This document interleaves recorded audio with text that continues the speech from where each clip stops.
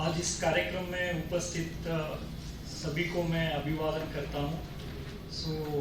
आदरणीय professor HCS Rathore sir, professor NK Taneja sir और आदरणीय स्वामी श्यामानंद जी और इस संस्थान के director professor PN Singh ji sir और इस कार्यक्रम में उपस्थित नॉर्थ ईस्ट से अलग अलग प्रांतों से आए हुए सभी कॉलेज के प्रधान आचार्य, college principals and dignitaries, resource persons who are sitting in this auditorium. मैं ज़्यादा समय नहीं लेता हूँ, मैं सुनने के लिए आया था, सबका विषय वगैरह सुना हूँ, बहुत ही अच्छा लगा। वैसे प्रारंभ में बहुत ही कम समय में प्रोफेसर PN सिंह सर से हम लोग निवेदन किया, ऐसा कुछ प्रधान प्रिंसिपल्स का ये 2-3 दिन का लीडरशिप कैपेसिटी डेवलपमेंट प्रोग्राम आयोजन करना है था। प्रोफेसर PN सिंह सर इसको एक्सेप्ट कर लिया और कम समय में इसका आयोजन व्यवस्थित रूप से किया है। इसलिए inter university centre for teacher education के डायरेक्टर माननीय प्रोफेसर PN सिंह जी को मैं धन्यवाद प्रकट करना चाहता हूँ। और दूसरी बात इसमें और एक चीज़ है, इतना दूर से पूर्वोत्तर प्रदेश से, हमारा देश से, नॉर्थ ईस्ट से इतना कम समय का इंफॉर्मेशन से भी सभी प्रिंसिपल्स यहाँ उपस्थित है। आप सब लोगों को भी मैं अभिनंदन करना चाहता हूँ because in a short notice you have come here and participated in this going to participate in this 4 days programme.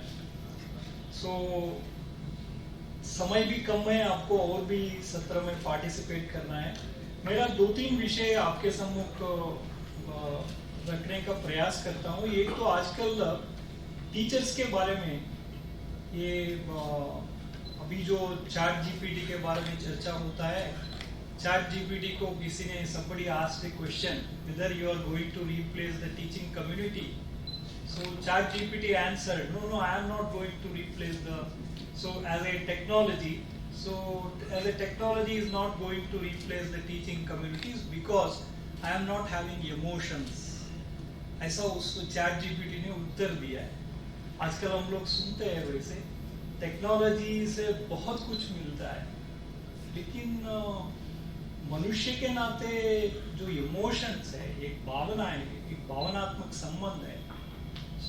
बहुत बार ये जो हम लोग कैसा सीखते हैं, कॉलेज प्रिंसिपल्स को कैपेसिटी बिल्डिंग करने के लिए क्या लेक्चर देना है, मुझे लगता है बहुत सारा विषय हम लोग संवाद से सीखता है।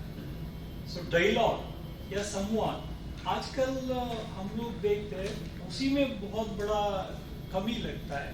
एक तो ह्यूमन वैल्यूज, दूसरा संवाद, एक दूसरों को मनुष्य के नाते संवाद करना। ये मुझे लगता है जितना ये प्रयास बढ़ेगा हम लोग बहुत कुछ विषय सीख सकते हैं। अदरवाइज आजकल पढ़ने के लिए टेक्नोलॉजी में सब कुछ चीज़ अवेलेबल है। दूसरे HCS राठौड़ सर का टाइप करके सुनना है लीडरशिप क्वालिटी के ऊपर, हम लोग 1.5 hour लेक्चर सुन सकते हैं। Then what is special about all these trainings? Training का स्पेशलिटी क्या है, लीडरशिप कैपेसिटी बिल्डिंग में विशेषता क्या है? आज भी देखते हैं हम लोग एजुकेशन फील्ड में लीडरशिप का जो बात कर रहे हैं, इसके मुख्य बात क्या है? हम लोग पुराने दिनों में स्टोरी बताते हैं ना, एक माऊ था, एक छोटा सा जब हाथी था उसको रस्सी से बांधता था माऊ, वो धीरे धीरे वो हाथी बड़ा हो गया, फिर भी उसी रस्सी से बांधता था। लेकिन वो जो हाथी है उसको कभी भी इसको तोड़ करके मैं बाहर आ सकता हूँ ऐसा वो हाथी नहीं सोचता। एक साइकोलॉजिकल माइंडसेट हो गया, मुझे बांधा है ऐसा। आज भी हम लोग टीचिंग फील्ड में अभी भी जो देखते हैं एजुकेशन फील्ड में, ये एक साइकोलॉजी देखने के लिए मिलता है।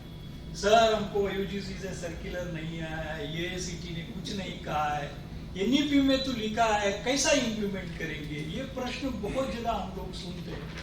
मुझे लगता है ये हाथी का ही स्टोरी है, बांधा नहीं है, बहुत कुछ कर सकते हैं हम लोग।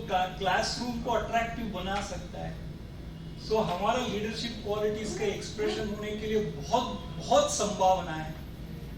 ये कैसा होगा शिक्षा क्षेत्र में, ये बदलाव कैसा होगा? हमारा जो टॉप डाउन अप्रोच है, ऊपर से सर्कुलर, ऊपर से पॉलिसी बनाना, नीचे इंप्लीमेंट करना, इसको छोड़ करके नीचे से बहुत सारा एक्सपेरिमेंट्स होगा, उस एक्सपेरिमेंट्स को लेकर के ऊपर का नीति बनेगा। ये जो एक बहुत बड़ा चेंज, ये शिफ्ट मुझे लगता है ये राष्ट्रीय शिक्षा नीति के कारण हुआ है। सो इस शिफ्ट को समझ करके शिक्षा क्षेत्र में बदलाव लाने के लिए प्रयास करना बहुत ही आवश्यक चीज है, ऐसा मुझे लगता है। सो ऐसा कुछ प्रयास हम लोग यूनिवर्सिटी और टीचिंग फैकल्टी में, इसमें मुझे एक बहुत बड़ा अभी हमारा केंद्रीय सरकार के डीएसटी सेक्रेटरी के नाते काम किया है, उनसे मुझे संवाद करने का मौका मिला। मैं उनसे पूछ रहा था, उनको पहला प्रश्न आजकल पूछते हैं कॉलेज प्रिंसिपल्स को कोई भी टॉप पोजीशन पर अपॉइंटमेंट करने के लिए, वैसा डीएसटी सेक्रेटरी अपॉइंट करने से उनके भी प्रश्न पूछा, आपको तो बायोडाटा वगैरह देखा है, आपको तो बहुत कम एडमिनिस्ट्रेटिव एक्सपीरियंस है, ऐसा पूछा है। वो जिनको अपॉइंटमेंट किया है वो डायरेक्टर ने बताया नहीं कम नहीं है, मेरा कुछ भी एडमिनिस्ट्रेटिव एक्सपीरियंस नहीं है ऐसा। बट उसके बाद उनको अच्छा आप तो सत्य बोल रहे हैं इसीलिए अपॉइंटमेंट कर लिया। बाद में उन्होंने 5 साल के बाद उन्होंने बताया आप सक्सेसफुली 5 साल में ऐसा क्या प्रयास किया है। ऐसा उन्होंने बताया, प्रभु जी देखिए मैं ऐसा एक प्रयास किया हूँ, आजकल बहुत सारा ब्यूरोक्रेटिक लेवल में ये होता है, बहुत सारा फाइल सिग्नेचर करने में डरते हैं, ये तो नहीं हो सकता है भाई साहब, इतना पैसा इस प्रोजेक्ट में मैं तो सही नहीं कर सकता हूँ ऐसा। फिर इन्होंने तय किया जो भी निर्णय देश और समाज के हित के लिए मैं निर्णय ले रहा हूँ, मेरा सिग्नेचर के कारण मुझे जेल जाना पड़ा उसके लिए भी मैं तैयार हूँ। ऐसा रिस्क लेकर के फाइल सिग्नेचर करता, आप नहीं करेंगे ना, मैं तैयार हूँ सिग्नेचर करता हूँ। मुझे लगता है जब तक हम लोग इस तरह नहीं सोचेंगे, रिस्क लेने का जो प्रयास हम लोग नहीं करेंगे, मुझे लगता है बदलाव संभावना नहीं। It may be institution at the lower level और एट द टॉप लेवल, आपको रिस्क लेने का हिम्मत होना चाहिए। मैं गलत काम नहीं कर रहा हूँ, सही काम कर रहा हूँ, उस सिग्नेचर के कारण मुझे जेल जाना पड़ा, मैं तो तैयार हूं ऐसा। जैसा स्वामी विवेकानंद जी ने कहा, मैं सामाजिक हित के लिए जो काम कर रहा हूं, यहाँ का परिस्थिति सुधार करने के लिए काम कर रहा हूं, इस काम के कारण मुझे नरक में जाना पड़ा, then also I am ready, मैं स्वर्ग के लिए प्रयास नहीं कर रहा हूं। ये जो भाव है मुझे लगता है ये किसी एडमिनिस्ट्रेशन में महत्वपूर्ण होता है और ह्यूमन एंगल बहुत ही महत्वपूर्ण है। मैं एक उदाहरण, हमारा डॉक्टर बाल सुब्रमण्यम है, अभी कैपेसिटी बिल्डिंग इसका चेयरपर्सन है, उनका जीवन का उदाहरण है, मैं बहुत जगह कोट करता हूँ। डॉक्टर बाल सुब्रमण्यम एज ए डॉक्टर, उन्होंने मैसूर के पास हिगड़देवन कोटे में बहुत बड़ा एक सेवा प्रकल्प चलाता है, विवेकानंद यूथ मूवमेंट नाम से। उन्होंने बताया डॉक्टर के नाते उनको सामाजिक काम करना ऐसा मन में आ गया, जाकर के हिगड़देवन कोटे ट्राइबल लोगों के बीच में काम शुरू किया।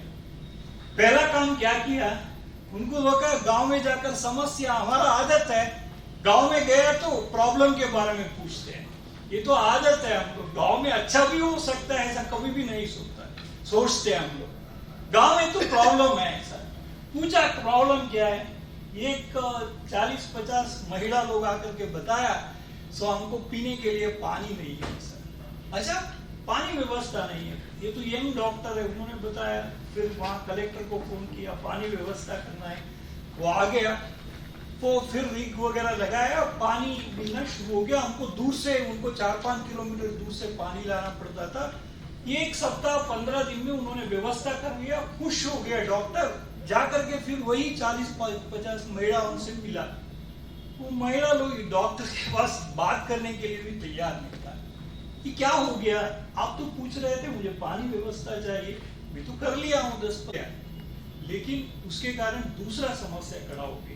क्या समस्या है, हम लोग देखिए पानी लाने का एक विषय लेकर हम लोग आसपास के गांव में 40-50 महिला सब लोग मिल करके 4-5 किलोमीटर बात करते करते जाकर पानी लेकर हम लोग आते थे।